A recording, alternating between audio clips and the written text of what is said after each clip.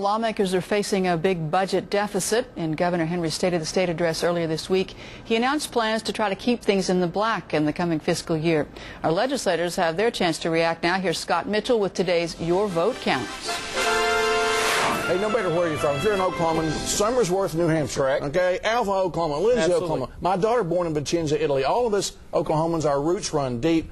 But Monday, the State of the State, what the governor told us is very troubling. We have some real difficult problems in Oklahoma this session. Not a pretty picture. Well, it's not a pretty picture. You know, Brad Henry came in after the 2002 election facing a $700 million deficit. He's leaving in 2010 with a $1.2 billion budget. The speech was not very long on details, but then again, why do that? Because if he had put details in it, they'd have ripped him up. He didn't put very much in there, and they're going to rip him up anyway. So the fortunate thing is that people trust Brad Henry. He's going to be a strong leader through this, a steady hand. People trust him. His poll numbers are very high. And we know this much, folks. During this so-called transparency they're talking about over there, he'll be the only Democrat at the table. Thank God. Well, he's confident. He's confident in the governor's leadership in this difficult time. He's been there before, by the way. Been there before. Henry.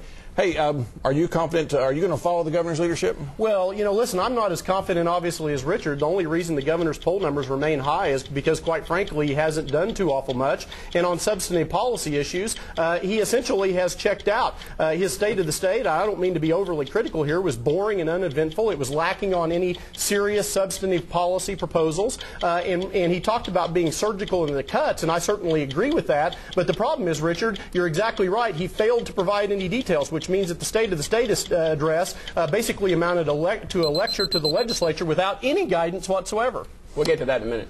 Okay, there also the big news on Monday was this potential overthrow of the President Pro Tem. We talked about that last week. It didn't happen, but the senators have said, well, we're going to move this to the end of the after the elections, and their caucus chair put out a statement saying, well, we're going to do this because we want to put the state.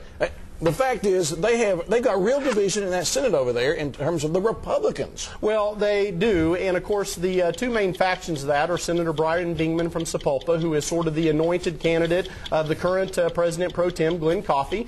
He certainly appears to have majority support in the caucus, but the problem is that there is another senator from Seminole, Harry Coates, who I've disagreed with quite often, that has the support of a minority number of members of the Republican caucus as well as all the Democrats. So it really made the vote in the caucus meaningless. It made the vote, which will occur out on the floor after the elections next fall, the dispositive one. So they resolved it by voting to not vote. Which means that it's split right down the middle of it. Is what it means. Okay, and that could be going on this whole session long. When Senator Coffey and Senator Morgan were together and the numbers were the same, there was never any bickering. What is weird about this to you? Well, what's weird about it is, you know, one of the guys over there, one of the senators, put out a statement saying that they don't want any partisanship to play this. Please, folks, and I guess I'm the king of Spain. I don't know what's going on over there. They've got 26-22 lead. Do you think they had this mandate to just run everybody over? The senators and the House members need to focus on one thing, that the electorate out there is very displeased with elected officials. That means all of us. So we need to stop the Democratic-Republican bickering at the Capitol, Randy. And all of us, all 149 of us, need to get together and solve the problems of this state this year. Yeah, but the best that we can. But this leadership fight does have the potential to spill over to other policy issues, no doubt about it. Nonpartisan. Not gonna. Okay, it's just not going to happen. Yeah, they got a 4-member lead, and they think they got a mandate. All right, now let's get back to we're going to get to the budget in a second, but the governor's call for the rainy day fund to spend most of the money out of the rainy day fund.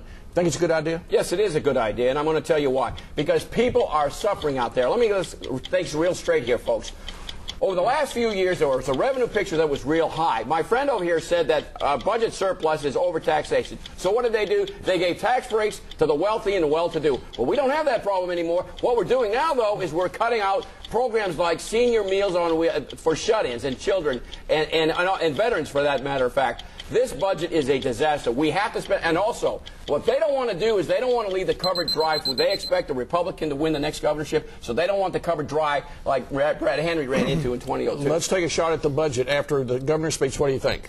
Well, listen, the governor's proposed FY11 budget is troubling. It contains $100 million worth of new tax increases, particularly on internet sales. I think the governor has violated his no new tax tax pledge. In addition to that, it contains a number of other controversial, quote-unquote, revenue enhancement mechanisms, which would generate hundreds of millions of dollars. People, they are fees, actually, on you transacting business with government. It tries to balance part of the FY11 budget on the backs of small business. And finally, it proposes a number of pie-in-the-sky proposals which to produce savings which, quite frankly, are unrealistic. With regard to rainy day, guys, whether it's a Republican or Democrat, Richard, it is not prudent to leave the next governor with absolutely no money. But Brad Henry ran into that.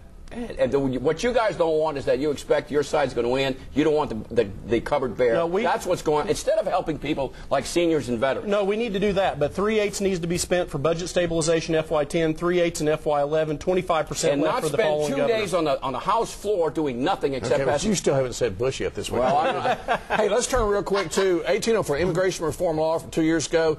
Even there was even a bill this week that was based upon that, some controversy.